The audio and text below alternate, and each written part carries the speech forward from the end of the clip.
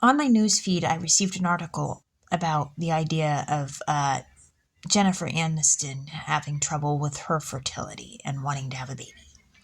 And I still haven't read it yet. But it triggered a thought in my mind, one that's kind of strange. In my life, I've had an underactive thyroid, and I suspect symptoms of adrenal fatigue, and both affect hormone balance. And those potentially could affect the ability to have a baby. But strangely enough, I was able to have a baby. So this poses a curious conundrum. Because I thought to question, does Jennifer Aniston have a problem with her thyroid or the adrenal gland? Is there a zinc deficiency? And zinc affects both the thyroid and the adrenal gland and fertility. And then there's the question. So Jennifer Aniston was in Friends, the TV show, which Megan Cavanagh was on. So is it possible she was in that area? Maybe visiting the Cavanaughs too?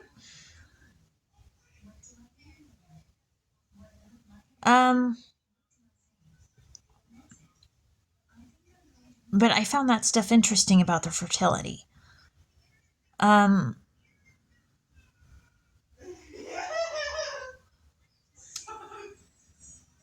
then there's how come I was in that area and I was still able to have a baby. And I wasn't even planning to have a baby. I wasn't planning to have a baby. That just kind of was one of those things that happened, and here we go, and, life has to try to push forward. And that's one of those questions I think people ask. How come the person who wants to have a baby can't have a baby, and the one that wants to have a baby can't have a baby, and the one that wasn't ready to have a baby or not in a good position to have a baby can have a baby and has a baby?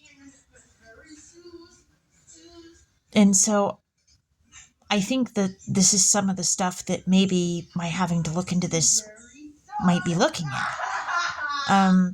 This is Cheryl Hazzard speaking.